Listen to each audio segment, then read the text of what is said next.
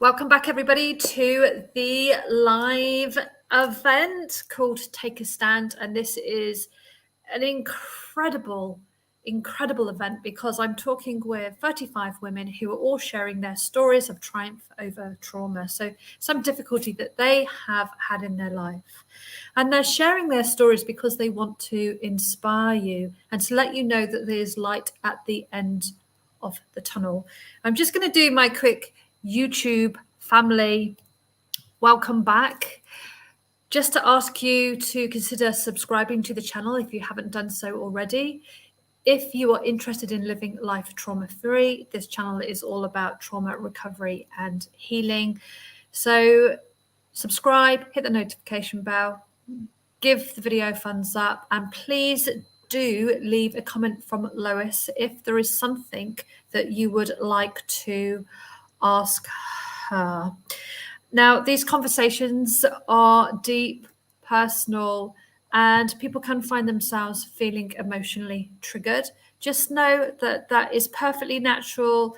It's okay. It is part of the trauma recovery and healing journey. Just please make sure that you get the help and support you need. So either reach out to friends, go to your doctor, or if you're in crisis, if something you've suddenly become aware of something that you weren't aware of before and you feel like you're spinning out of control, please do go to your local A&E. Well, it's A&E in England. I don't know where it is, what it's called in the rest of the world, but go down to hospital and have a conversation with somebody. You don't need to suffer with what it is that you are feeling by yourself if you feel alone. So welcome, Lois. Thank you, Wendy. It's been an honor to be here today.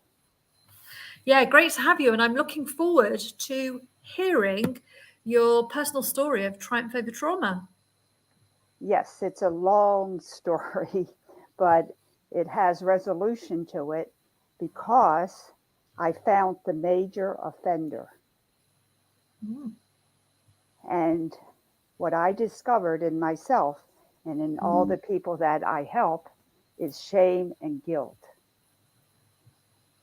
Shame and guilt, or as I call it, shame guilt, activates our old and our new traumas forever unless we release the shame guilt hidden within the trauma. Once we release the fire of the shame guilt, then the trauma can be easily dealt with and eventually put away from our conscious mind. So shame guilt really needs to be addressed as its own entity. And that's what I have come to learn, is that shame guilt is the major button, so to speak, that activates your traumas. No matter how much work you're doing, unless you find the shame guilt within the trauma and release it, you're going to keep activating it every time someone shames you or you shame yourself. So that's my message today. So tell us a little bit about your story of triumph over trauma. Well, I didn't know I was traumatized until somewhere around 40 or 50. I was very successful as a nurse. I helped start one of the first kidney hemodialysis units in the United States. I did many firsts in my life, and it always felt like a struggle, but I have a problem. I'm an incurable optimist. So, and that's just the story. I'm an incurable optimist because I always know there's a way. Now, I may not know the way, but I know there's a way. So that's what kept me going. But I crashed somewhere around 45 because all the traumas of my life came forward because I never dealt with them because amnesia took over and I didn't remember them until I was so depressed I was suicidal somewhere in my 40s. And that's when my life started coming back to me of all the traumas. And I was dying because of all the brain traumas. I had a leaky valve, mitral valve prolapse. My lungs were not working properly because I had severe scoliosis. My jaws were broken. I had many liver problems because I took medications for 30 years because I had migraine headaches due to all the brain traumas. And that all came together. And the doctor said, you only have a year or two to live. And I thought, well, I haven't seen the right doctor yet. Well, there must be some truth in that because you're still here. I'm 70, I'll be 79 in a month. So that's a big distance from 55 Yeah, and dying. And very much. my grandsons have taught me how to rollerblade. Oh, So I'm going to have a big rollerblading party at 80. brilliant. So I didn't realize the extent of my traumas until I found the doctor that could help me realign on my bones. It was a chiropractic shaman person that could adjust many severe broken bones that were created 60 years ago. Mm. So there is a way to heal, and which each bone I realized that I had severe traumas. I remember some where I was thrown down a cement staircase and my neck was broken. C1, C2, and 3 were broken. And of course, I died and God sent me back. And I think I had several near death experiences. I don't remember them all, but I remember always very close to God, a spiritual force. I always talked to God. I always saw things, even though I thought that was normal. So I had felt that I was very, very close to a spiritual nature, which helped give me the impetus to continue to thrive, even though I had incredible physical problems. I remember at one point that I couldn't go outside during the day. I could only go out at night because of the light hurting my head because of all the brain traumas. Mm. But now I can go out in the sun. So anything's possible. It took a couple years. It didn't happen overnight. So I decided to go to therapy, traditional therapy, Mm. because I was suicidal. Yeah.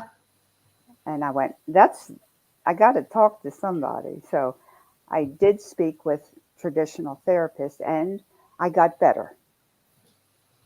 I didn't know all the traumas, but I was able to voice, like people are saying today, I was able to voice what I remembered about my childhood traumas. But after a year or so, I still wasn't happy, Wendy.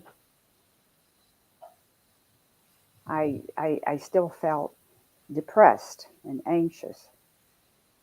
Oh, we've got an echo. Hang on a second. Let me Sure. just.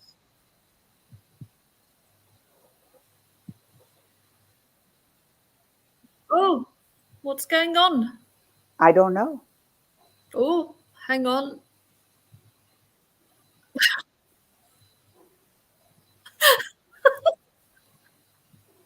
We're having a fun day. I don't know where that is. I've got no idea.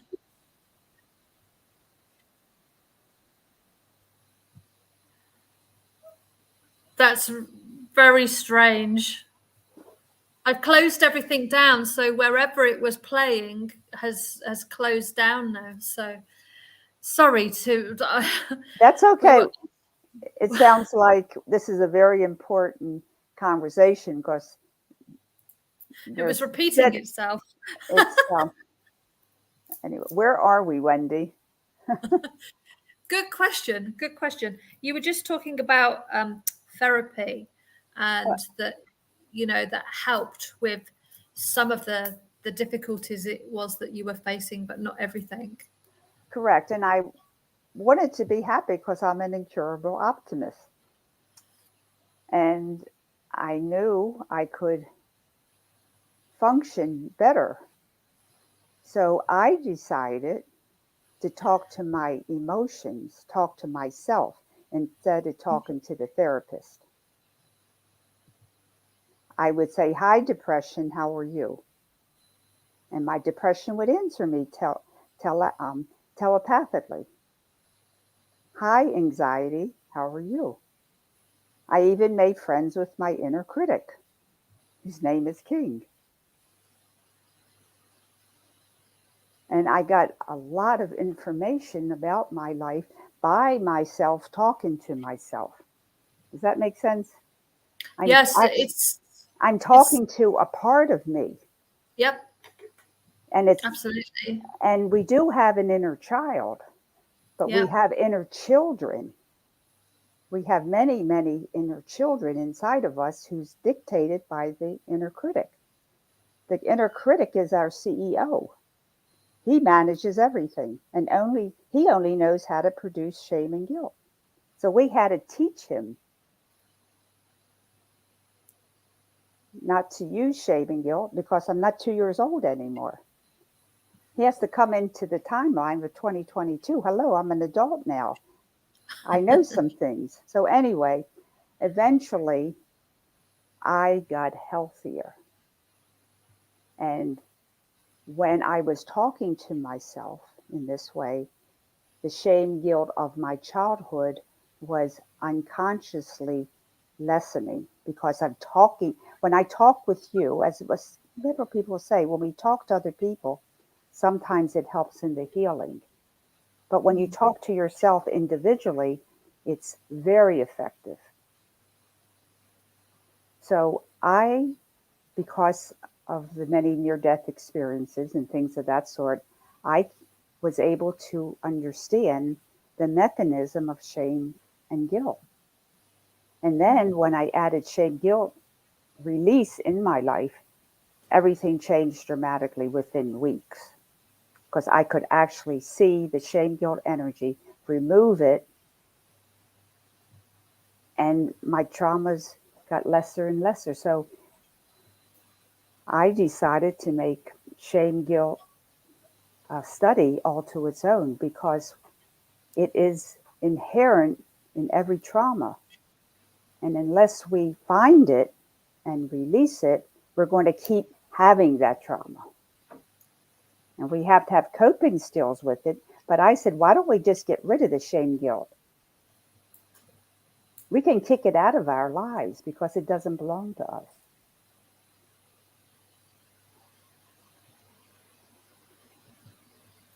So is that okay if I talk about shame guilt more than all my horrible experiences? I don't remember a lot of them, but Yeah, I think I think what's really important for the listeners is that they hear different parts of your story so they can relate to what it is that they are also experiencing.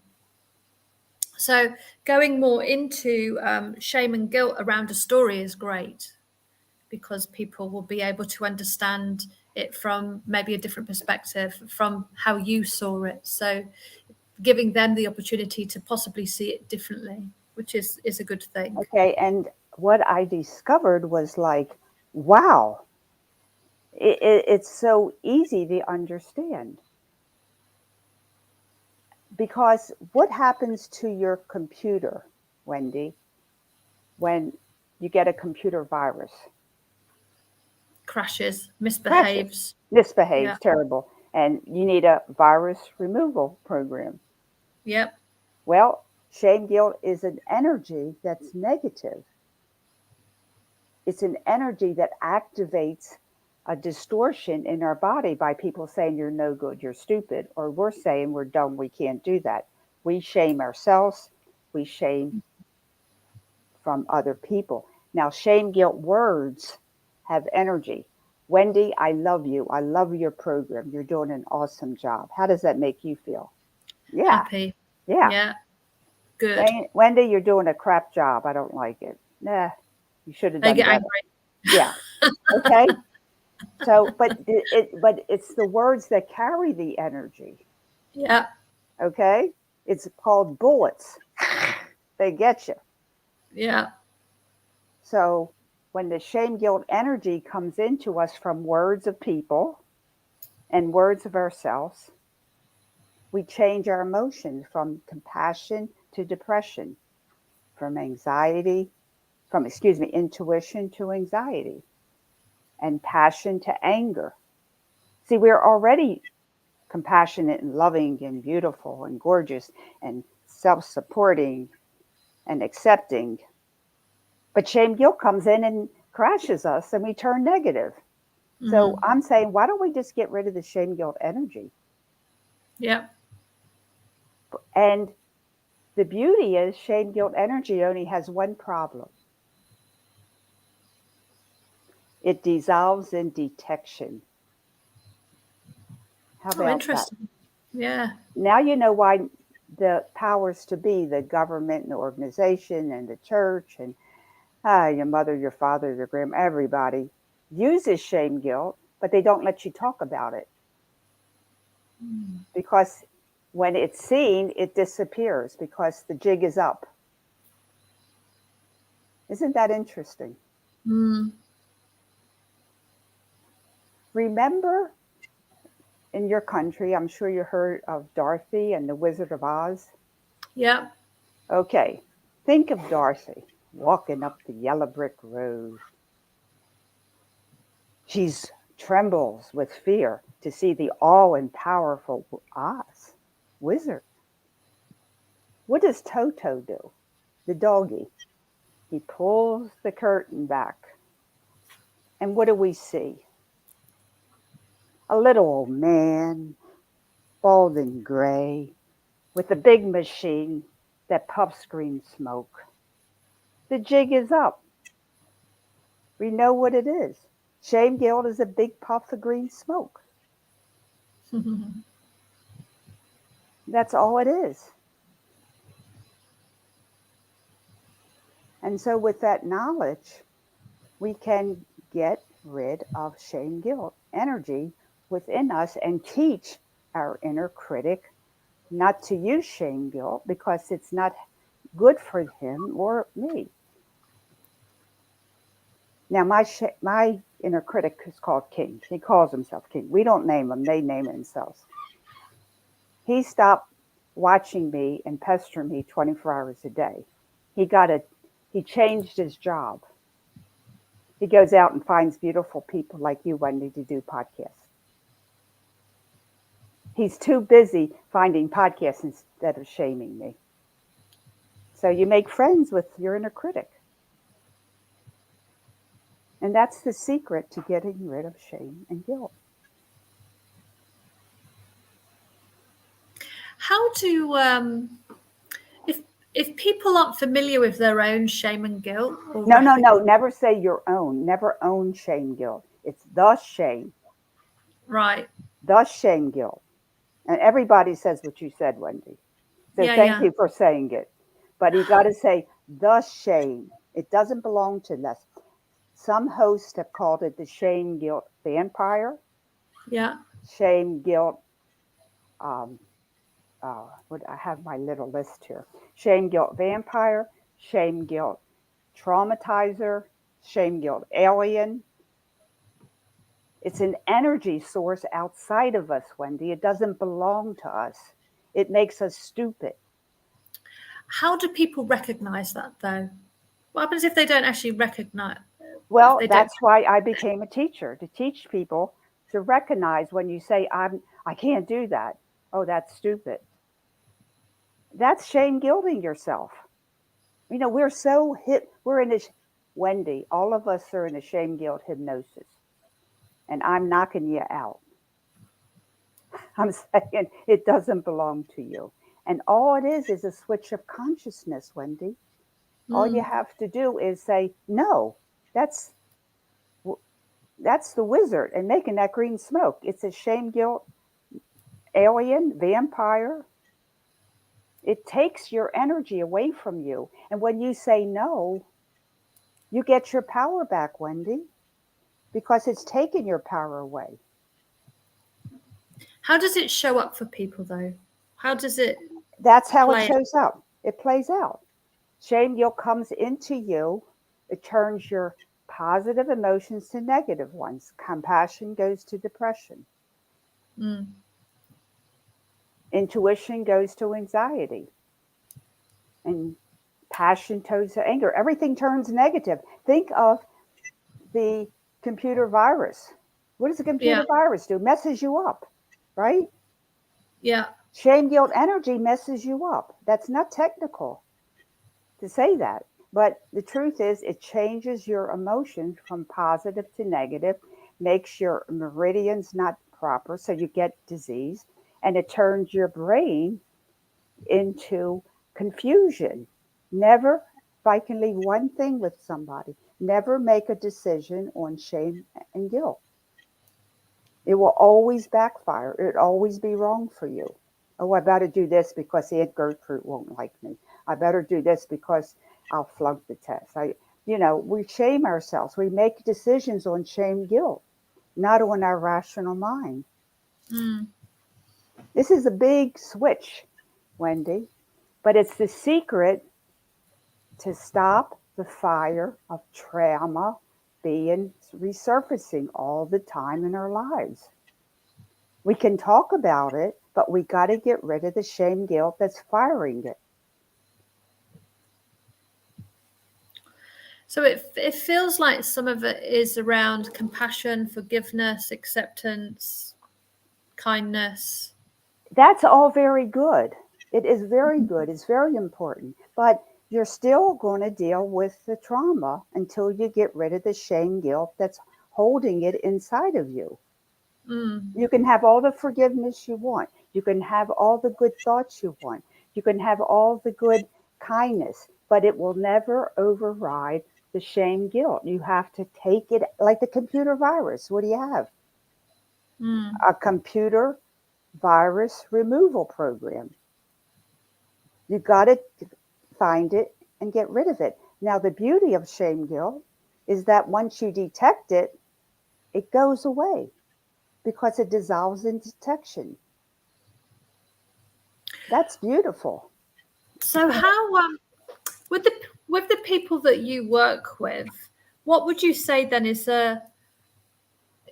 because they may not necessarily be aware that they're carrying shame or guilt. We all carry it. We all carry it. Everyone carries it.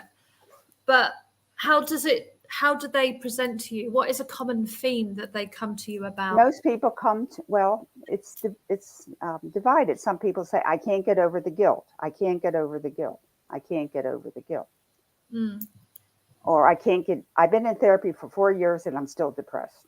Now I'm even more depressed because I'm unhealable because I can't get where I wanted to go. And so I must be too stupid to heed the advice of what therapies I'm going through. I said, you are correct. You will never, ever, ever, ever get rid of the depression until you get rid of the shame, guilt that's causing the depression.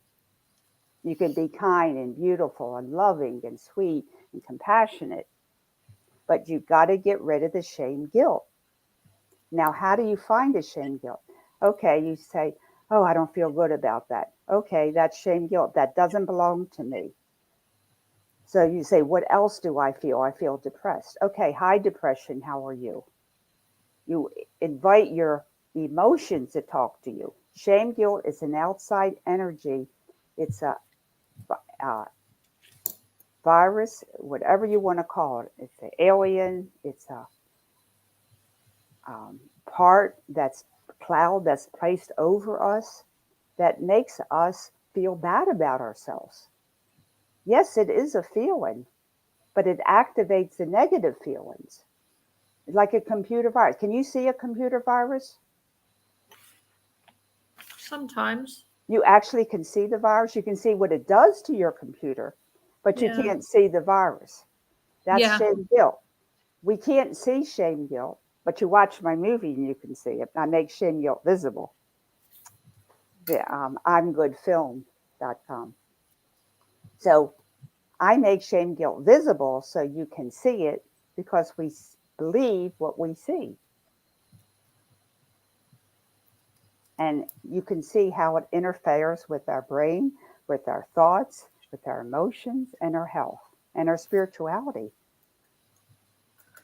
That's the main thing, is because, like, we're talking to God or religion or higher self or whatever words you want to use.